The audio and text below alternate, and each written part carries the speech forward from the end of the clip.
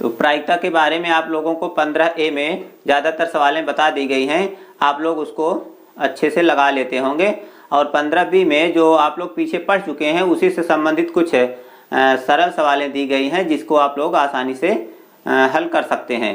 तो हम आपको कहे थे कि आप लोग इसको ज़्यादा से ज़्यादा सवालें लगा लेंगे, तो जो लोग नहीं लगाए होंगे या जो लोग लगाए होंगे वो भी इसको अच्छी तरह समझ लें कि वास्तव में हम जो लगाए हैं वो सही है या गलत है। तो इसको आप लोग मिलान कर लीजिए। ये पहला सवाल, एक सिक्के को उछालने पर ऊपर शीर्ष आने की प्रायिकता है 1, -1, 1/2, 1/3।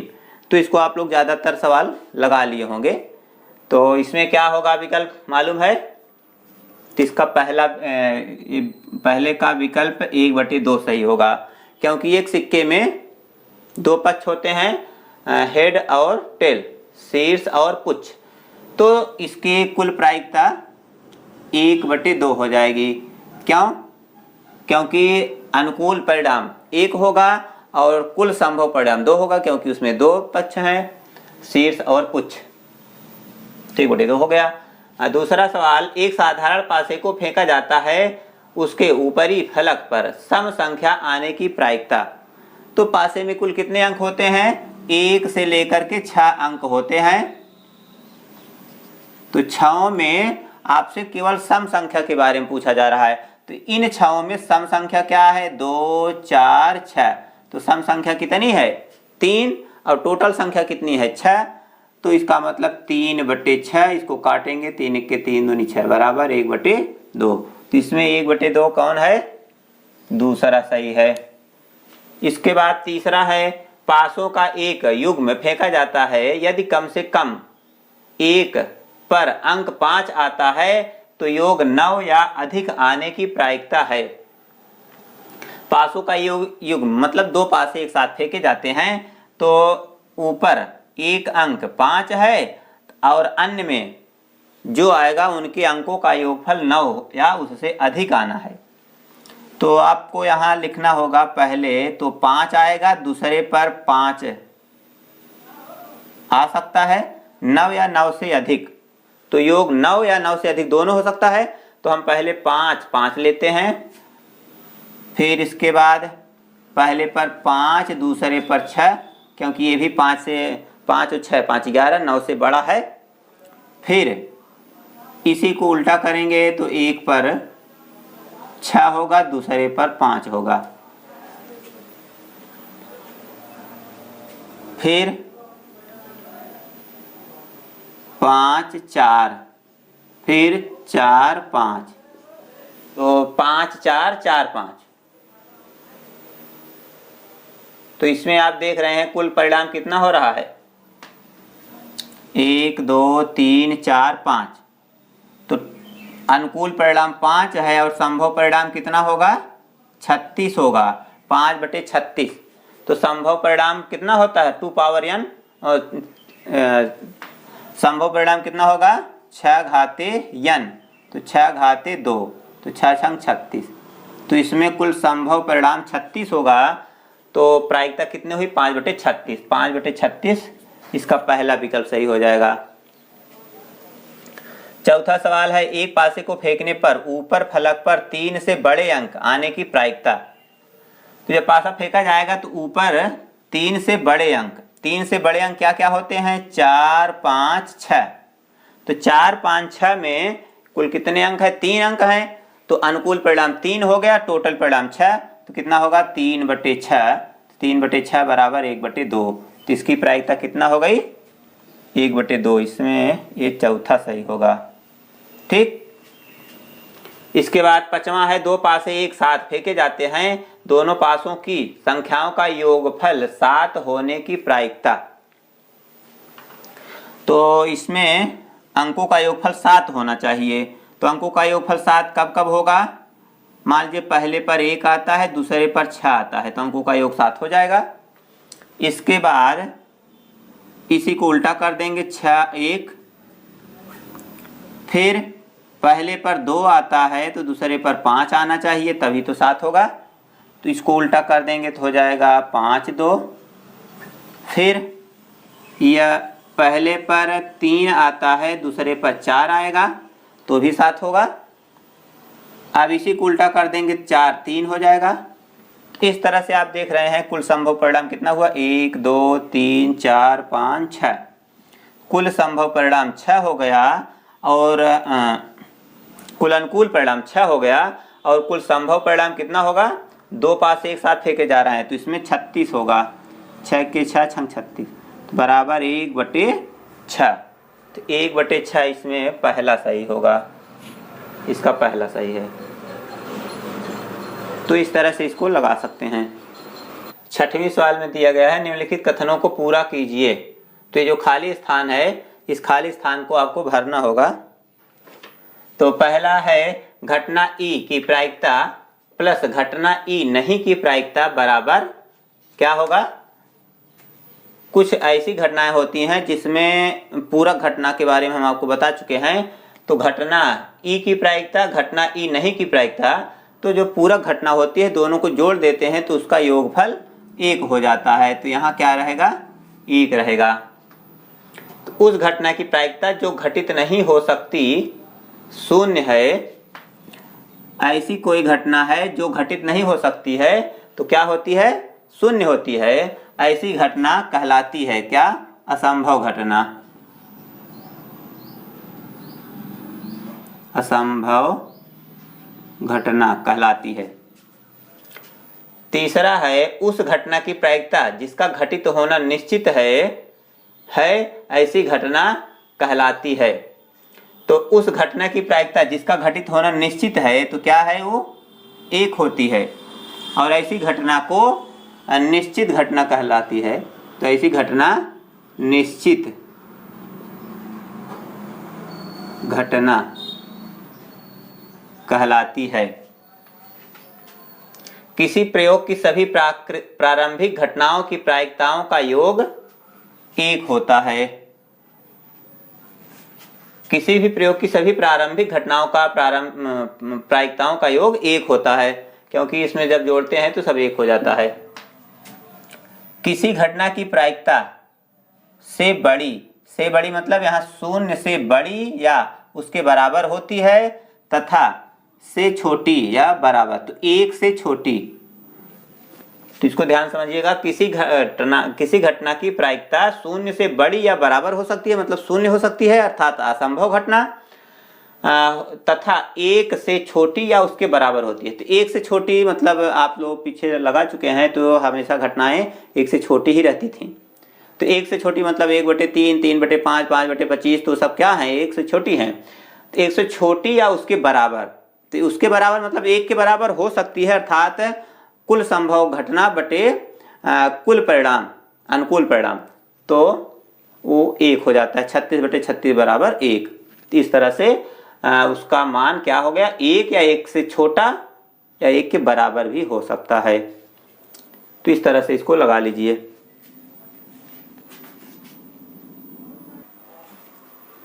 सातवां सवाल है एक पेटी में 12 गेंदें हैं जिनमें से यक्ष गेंदें काली हैं। यदि इसमें से एक गेंद यादृच्छिक निकाली जाती है तो इसकी प्रायिकता ज्ञात कीजिए कि यह गेंद काली है।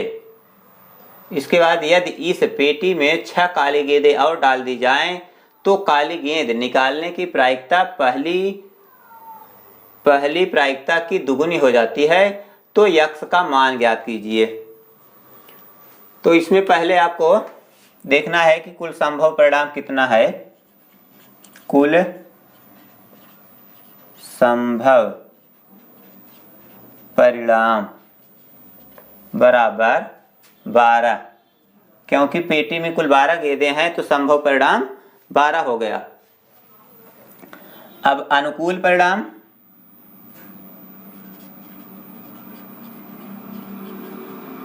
अनुकूल परिणाम कितना है, यक्ष, क्योंकि यक्ष काली गेंदें हैं तो काली गेंद निकलने की प्रायिकता पूछा गया है, इसके लिए अनुकूल परिणाम यक्ष होगा। इसलिए काली गेंद निकलने की प्रायिकता बराबर यक्ष बटे 12, ये पहले का उत्तर हो गया। इसके बाद दूसरा है यदि इस पेटी में 6 काली गेंद और डाल दी जाए, तो इसमें 6 काली गेंद और डाल दी गई। अब इसमें देखिए अनुकूल परिणाम, 6 काली गेंद डालने पर अनुकूल परिणाम बराबर x + 6 हो जाएगा। इसलिए x + 6 काली गेंद डालने पर कुल संभव परिणाम बराबर 12 गेंद तो पहले थी, 6 और डाल दिया गया तो 12 × 6 18 गेंद हो गया। इसका मतलब 18 परिणाम होगा। इसलिए 6 काली गेंद डालने के बाद काली गेंद निकलने की प्रायिकता बराबर अनुकूल परिणाम बटे संभव परिणाम, तो x + 6 बटे 18। तो अब आपको कहा गया है कि जो अब परिणाम आ रहा है यह परिणाम पहले का दुगुना हो गया है, तो ये दुगुना है इससे, तो हम दोनों की तुलना करेंगे। प्रश्नानुसार तो x + 6 बटे 18 बराबर x + 12, तो ये दुगुना है इसका, तो अगर हम इसमें 2 का गुणा कर देते हैं तो दोनों बराबर हो जाएगा। तो अब इसको हल कर लीजिए, 2 × 2 2 × 12, तो x + 6 बटे 18 बराबर x बटे 6, तिरछा गुणा, तो 6 × 6 x + 6 × 36 बराबर 18x। फिर पक्षांतर करेंगे तो 6 उधर जाएगा 6x, तो 18x - 6x बराबर 36, तो 18 में 6 घटेगा 12x बराबर 36, तो x बराबर 36 बटे 12, 12 यहीं 36, तो x बराबर 3, तो x का मान 3 होगा। 8वां सवाल दिया गया है, एक जार में 24 कंचे हैं जिनमें कुछ हरे हैं और शेष नीले हैं। यदि इस जार में से यादृच्छिक एक कंचा निकाला जाता है तो इस कंचे के हरा होने की प्रायिकता 2/3 है। तो जार में नीले कंचों की संख्या ज्ञात कीजिए। तो नीले कंचों की संख्या पूछा गया है। तो जार में कुल कितने कंचे हैं? 24 कंचे हैं। तो जार में कुल कंचों की संख्या बराबर 24, इसलिए कुल संभव परिणाम बराबर 24।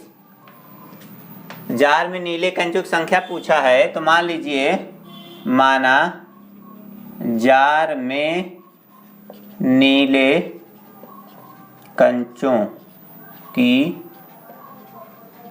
संख्या x है। तो नीले कंचों की संख्या x है, तो हरे कंचे की संख्या कितने हो जाएगी? इसलिए हरे कंचों की संख्या बराबर 24 - x। 24 में से अगर नीले कंचों को घटा दिया जाए तो हरे कंचों की संख्या बच जाएगी। इसलिए हरे कंचों के लिए अनुकूल परिणाम बराबर 24 - x। इसलिए हरा कंचा होने की प्रायिकता बराबर अनुकूल परिणाम बटे कुल परिणाम, तो 24 - x बटे 24। तो हरा कंचा होने की प्रायिकता 24 - x बटे 24, लेकिन यहाँ दिया है हरा कंचा होने की प्रायिकता 2/3 है, तो इसका मतलब ये 2/3 के बराबर होना चाहिए। तो हम इसके बराबर कर देंगे, तो 2/3 बराबर 24 माइनस x/24। अब इसको हल कर लेंगे तो x का मान आ जाएगा, तो इसका हम तिरछा गुणा करेंगे, तो 24 तियां 72 माइनस 3 के 3x बराबर 24 दूनी 48, तो -3x बराबर 48 माइनस 72 उधर जाएगा तो माइनस हो जाएगा, तो -3x बराबर, तो इसको घटाएंगे तो 12 में 8 घटे 4, यहाँ 6 में 4 घटा 2, -24 होगा, क्योंकि ये माइनस बड़ा है। -3x बराबर -24, तो x बराबर -24/-3, क्यों 3 का यह इधर गुणा है तो उधर जाएगा भाग होगा, तो माइनस माइनस प्लस कट गया, और 3 के 3, 3 अठे 24, तो x बराबर 8 मतलब जार में कुल 8 कंचे नीले हैं, इसलिए नीले कंचों की संख्या बराबर 8। इसको नोट कर लीजिए। तो 9वां सवाल में है, दो ग्राहक श्याम और एकता एक विशेष दुकान पर एक ही सप्ताह में जा रहे हैं। मंगलवार से शनिवार तक प्रत्येक द्वारा दुकान पर किसी दिन या किसी अन्य दिन जाने के परिणाम समप्रायिक हैं। इसकी क्या प्रायिकता है कि दोनों उस दुकान पर एक ही दिन जाएंगे, क्रमागत दिनों में जाएंगे, भिन्न भिन्न दिनों में जाएंगे। तो इसमें 3 सवाल दिया गया है। तो कहा गया है मंगलवार से शनिवार, तो मंगलवार, बुधवार, बृहस्पतिवार, शुक्रवार और शनिवार। तो मंगलवार को टी से, बुधवार को डब्ल्यू से, बृहस्पतिवार को टी से और फ्राइडे शुक्रवार को एफ से और शनिवार को एस से अगर व्यक्त किया जाए तो इस तरह से चार्ट बन जाएगा कि ये दोनों कैसे कैसे जा सकते हैं। तो पहला टी मतलब मंगलवार से मंगलवार, मतलब दोनों जा रहे हैं, तो पहला। फिर दूसरा मंगलवार को एक जाएगा, एक बुधवार को जाएगा, फिर मंगलवार से बृहस्पतिवार को, फिर मंगलवार से शुक्रवार को, फिर मंगलवार से शनिवार को। तो यहाँ मंगल कॉमन है और सब बढ़ रहा है, फिर उसके बाद यहाँ बुधवार कॉमन है और सब बढ़ रहा है, फिर बृहस्पतिवार कॉमन है, सब बढ़ रहा है। इस तरह से इसमें संभव परिणाम कुल हम देख लेते हैं कि कितना संभव परिणाम हो सकता है। तो कुल यहाँ देख रहे हैं 5 इधर 5 इधर, 55 25, कुल संभव परिणाम कितना हो गया 25। इसलिए कुल संभव परिणाम बराबर 25। अब अनुकूल परिणाम पहले सवाल के लिए, पहला एक ही दिन जाएंगे, तो एक ही दिन जाएंगे मतलब दोनों एक होना चाहिए, तो टी टी एक हो गया। इसके बाद W W 2 T S 3, F F 4, S S 5। तो अनुकूल परिणाम एक ही दिन जाने के लिए अनुकूल परिणाम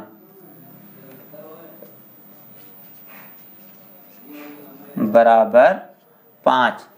कुल 5 परिणाम है, इसलिए एक ही दिन जाने की प्रायिकता, एक ही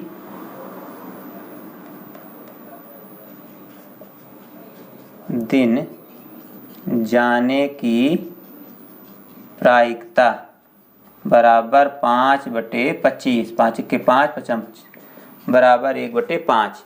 इसके बाद दूसरा है, दूसरा क्रमागत दिनों में जाएंगे।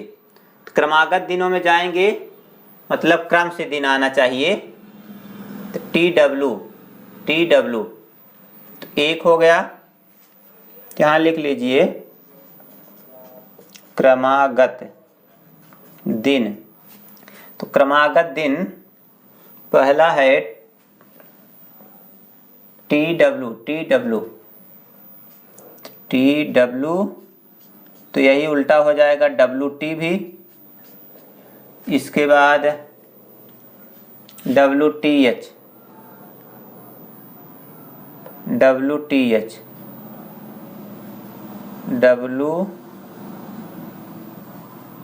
TH, फिर इसी का उल्टा THW, इसके बाद THF, या इसका उल्टा होगा FTH, इसके बाद FS, फ्राइडे से सैटरडे, तो FS या इसका उल्टा SF।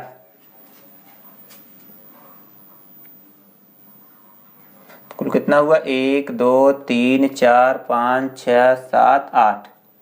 तो अनुकूल परिणाम, इसलिए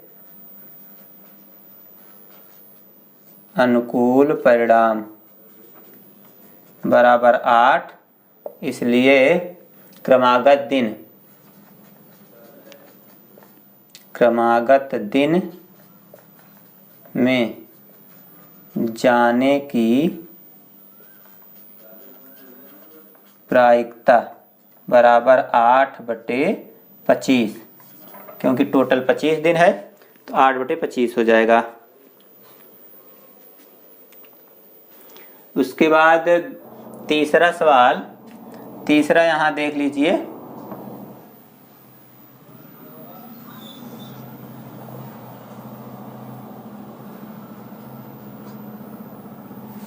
तीसरा, तो भिन्न भिन्न दिनों में जाएंगे। भिन्न भिन्न दिनों में जाने के लिए आपके पास समान दिन के लिए परिणाम है, यहाँ पर एक ही दिन जाने के लिए अनुकूल परिणाम 5 है, तो भिन्न भिन्न इसका उल्टा होगा।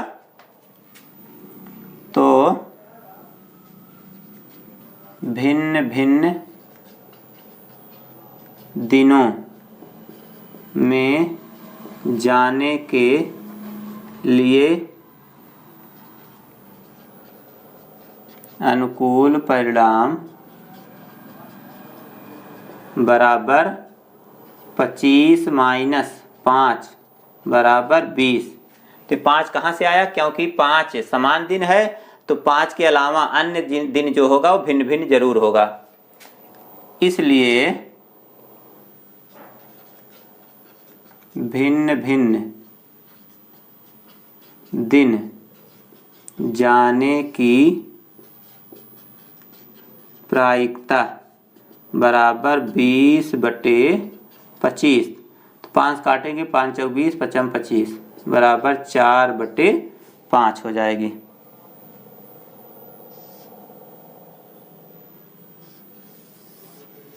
इस तरह से ये तीनों सवाल यहाँ हो गया।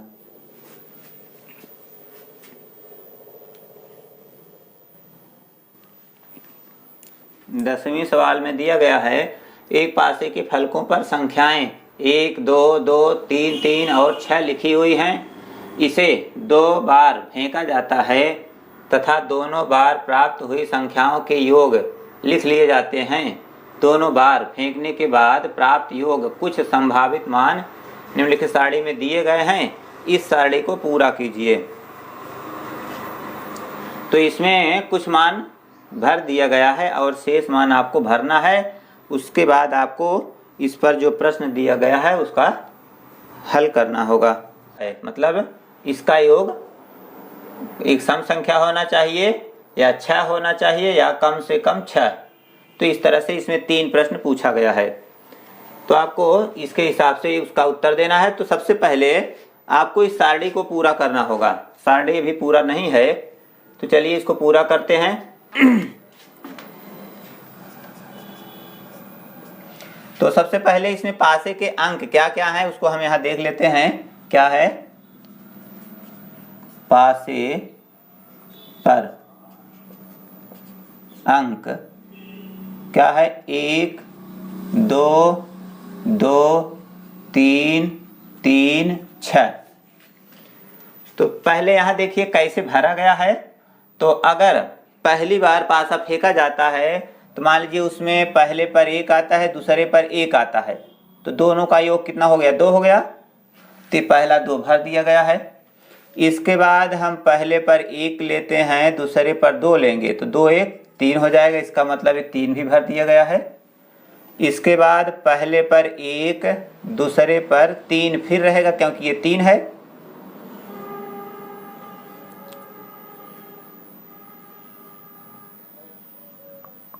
दो रहेगा, 2 1 3, तो फिर 3 रहेगा। इसके बाद पहले पर 1 लेंगे तो दूसरे पर 3, तो 3 1 4, तो 4 भी हो गया है। इसके बाद पहले पर 1 दूसरे पर 3 लेंगे तो भी 4 आएगा, ये भी 4 भरा जा चुका है। इसके बाद पहले पर 1 लेते हैं, दूसरे पर 6 लेते हैं, तो 6 1 7, तो 7 भी भरा जा चुका है। इस तरह से आप देख रहे हैं यहाँ तक कि भरा गया है। अब मान लीजिए हम दूसरे पर क्या लेंगे, पहले 2 लेंगे तब 1 2 3 4 इसे बढ़ाते जाएंगे, तो पहले पर 2 फिर 1, तो 2 1 3, ये हो गया। फिर पहले पर 2 दूसरे पर भी 2 आएगा, तो 2 2 4। इसके बाद पहले पर 2 दूसरे पर भी 2 आएगा, तो ये भी 4 आ गया।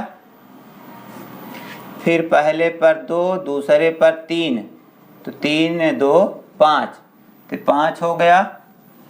फिर पहले पर 2 दूसरे पर फिर 3 है, तो ये होगा फिर 3 2 5। तो पहले पर 2 दूसरे पर 6 रहेगा, तो 6 2 8, ये 8 भी हो गया। अब आगे हम बढ़ाते हैं, 2 के बाद फिर 2 है, तो 2 के बाद 2 है, तो यही मान फिर हो जाएगा ना, तो इसी मान को आप रिपीट कर सकते हो क्योंकि वही सब चीज आएगा। तो 3 4 4 5 और 8। अब इसके बाद हम पहले पासे पर 3 लेंगे, फिर 1 2 3 ऐसे बढ़ाते जाएंगे, तो पहले पर 3 है दूसरे पर 1, तो 3 1 4, इसका मतलब यहाँ 4 रहेगा। फिर पहले पर 3 दूसरे पर 2, तो 3 2 5, तो यहाँ 5 रहेगा। पहले पर 3 दूसरे पर 2, फिर 5 रहेगा। फिर पहले पर 3 दूसरे पर भी 3, तो 3 3 6 हो जाएगा, ये 6 हो गया। फिर पहले पर 3 दूसरे पर 3, तो ये फिर 6 हो गया। पहले पर 3 दूसरे पर 6, तो 6 3 9, तो ये हो जाएगा 9। अब देख रहे हैं 3 फिर वही है, तो यही मान फिर रिपीट हो सकता है। तो यहाँ 4 5 5 है ही, और 6 6 9। इसके बाद यहाँ तो पहले हम 6 लेंगे, तो पहले पर 6 दूसरे पर 1, तो 6 1 7। फिर पहले पर 6 दूसरे पर 2, तो 6 2 8, ये 8 हो जाएगा। पहले पर हम 6 लेते हैं दूसरे पर 2, तो भी 8 हो जाएगा, फिर 8 हो जाएगा। फिर पहले पर 6 दूसरे पर 3, ये वाला, तो 6 3 9, इसका मतलब है इसका योग 9 हो जाएगा। फिर पहले पर 6 दूसरे पर 3, ये वाला, तो फिर 9 आएगा। पहले पर 6 दूसरे पर 6, तो 6 6 12, तो इस पर आ जाएगा 12। तो इस तरह से आप देख रहे हैं सारणी पूरा हो गई है। सारणी पूरा हो गई। अब आपको दिए गए प्रश्नों को हल करना है। तो पहले इसको हम मिटा दे रहे हैं, इसकी जरूरत नहीं है क्योंकि यही हमें भरना था।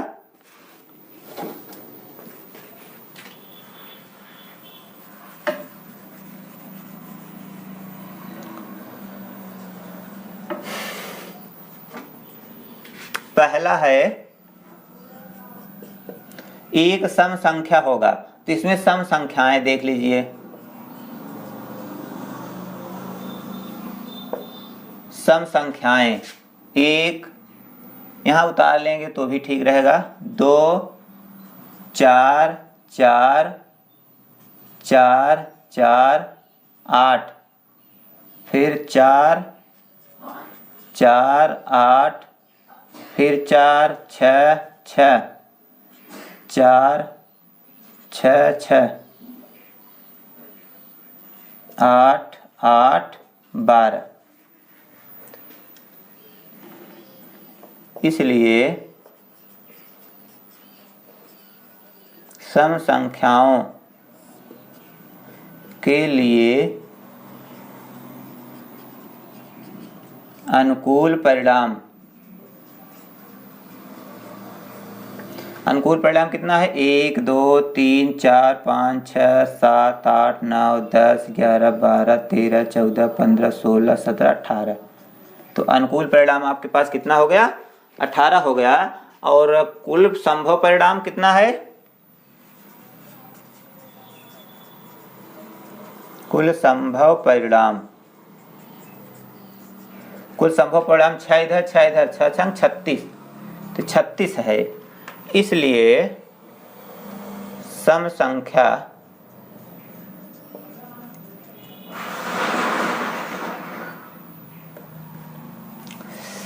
संख्या आने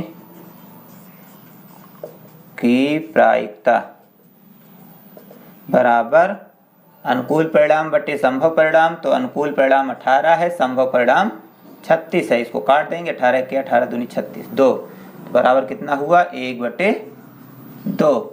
इसका पहला आंसर आ गया। दूसरा 6 है, तो अंकों का योग 6 होना चाहिए। तो अंकों का योग 6 देख रहे हैं कहाँ है? इसमें तो नहीं है अंकों का योग। अंकों का योग यहाँ 6, 1 2 3 4, तो अंकों का योग 6 4 बार है। अंकों का योग 6 के लिए अनुकूल परिणाम बराबर 4। 4 कहाँ से आया? क्योंकि 4 बार 6 है, तो इसलिए अनुकूल परिणाम 4 हो गया। और संभव परिणाम तो वही होगा 36, इसलिए अंकों का योग 6 होने की प्रायिकता बराबर 4/36। 4 के 4 9 36, 1/9 इसका उत्तर हो जाएगा। और दूसरा क्या है? कम से कम 6 है, तो अंकों का योग कितना होना चाहिए? कम से कम 6, तो ज़्यादा से ज़्यादा कुछ भी हो सकता है। तो यहाँ पर देख लीजिए दूसरी सवाल, तीसरी, कम से कम 6, अंकों का योग कम से कम 6 के लिए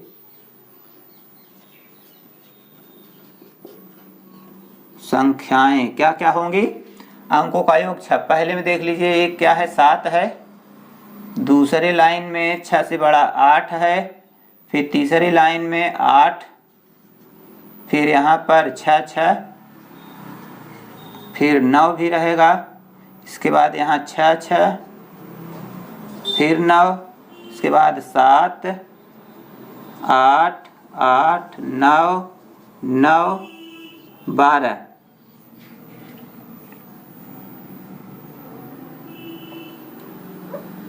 9 और 12, तो कुल देखिए संख्या कितनी हुई? इसलिए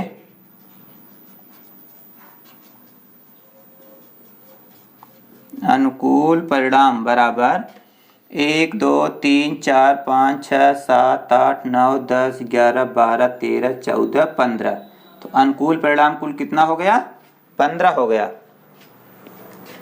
तो 15 हो गया। और संभव परिणाम कितना है? कुल 36 है। इसलिए प्रायिकता मतलब इसके लिए प्रायिकता क्या होगा? 15/36। इसको काटेंगे, 3 से 3 × 5 = 15, 3 के 3 दूनी 6 बराबर 5/12। इसका आंसर होगा 5/12। 11वें सवाल में दिया गया है, निम्नलिखित में से कौन सी संख्या किसी घटना की प्रायिकता नहीं हो सकती? 2/3, बी वाला है -1/1.5, सी 15%, डी 0.7। तो इसमें आपको देखना है कि कौन सी घटना प्रायिकता नहीं हो सकती है। तो चलिए हम पहले पर चर्चा करते हैं। ए 2/3, तो 2/3 किसी संख्या की प्रायिकता हो सकती है। प्रायिकता होने के लिए शर्त क्या है? प्रायिकता होने के लिए शर्त है कि उसका प्रायिकता 0 से बड़ा और 1 से छोटा होना चाहिए, मतलब 0 और 1 के बीच में होना चाहिए। तो 2/3 0 से बड़ा है और 1 से छोटा है, इसका मतलब ये प्रायिकता है, मतलब ये प्रायिकता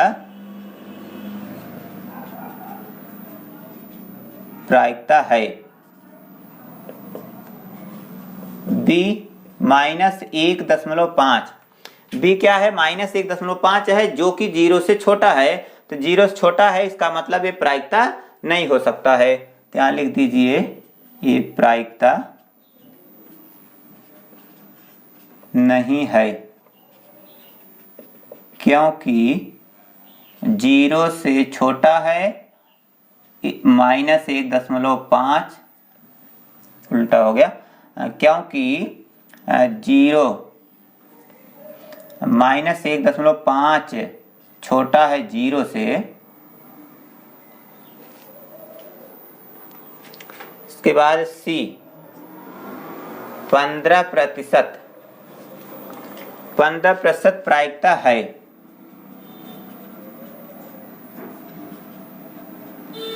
15% प्रायिकता है, क्यों?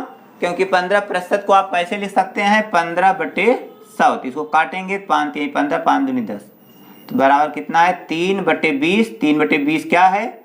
ये 1 से बड़ा है और 0 से छोटा है, तो 1 से बड़ा और 0 से छोटा है, इसलिए प्रायिकता है। इसके बाद D है 0.7। 0.7 ये भी प्रायिकता है, क्यों? क्योंकि ये भी 0 से बड़ा है और 1 से छोटा है। तो 0 से बड़ा है 0.7 और 1 से छोटा है, इसलिए प्रायिकता है। इस तरह से लगा लीजिए। 12वां सवाल है, निम्नलिखित प्रयोगों में से किन किन प्रयोगों के परिणाम समप्रायिक हैं, स्पष्ट कीजिए। एक ड्राइवर कार चलाने का प्रयत्न करता है, कार चलना प्रारंभ हो जाती है या कार चलना प्रारंभ नहीं होती है। तो इसको आप देख रहे हैं, इसमें संदेह उत्पन्न हो रहा है कि कार चलना प्रारंभ हो जाती है या कार चलना प्रारंभ नहीं होती है। तो इसमें आप निश्चित नहीं कर सकते कि कार प्रारंभ हो ही जाएगी या प्रारंभ नहीं होगी, तो ये समप्रायिक नहीं है, क्योंकि इसमें ये निश्चित नहीं है कि चलना प्रारंभ ही हो जाती है या चलना प्रारंभ नहीं होती है। तो ये समप्रायिक न होने के कारण ये प्रायिकता नहीं होगी, समप्रायिक नहीं है। दूसरा है, एक खिलाड़ी बास्केटबॉल को बास्केट में डालने का प्रयत्न करती है, वह बास्केट में बॉल डाल पाती है या डाल नहीं पाती है। तो इसमें भी संदेह उत्पन्न हो रहा है, मतलब निश्चित नहीं है डाल पाती है या डाल नहीं पाती है, तो ये भी समप्रायिक नहीं है, समप्रायिक नहीं है। तीसरा है, एक सत्य असत्य प्रश्न का अनुमान लगाया जाता है, उत्तर सही है या गलत होगा। तो ये तो समप्रायिक है, क्योंकि उत्तर या तो गलत या तो सही, दो में से एक जरूर होगा, इसलिए ये समप्रायिक है। मतलब दोनों की घटना घटित होने की संभावना निश्चित है या बराबर है, तो ये समप्रायिक है, समप्रायिक है। चौथा है, एक बच्चे का जन्म होता है, वह लड़का या एक लड़की है, तो ये भी समप्रायिक है। अगर बच्चा पैदा होता है तो या तो लड़की या तो लड़का जरूर होगा, तो ये भी समप्रायिक है। इस तरह से इसको आप हल कर सकते हैं।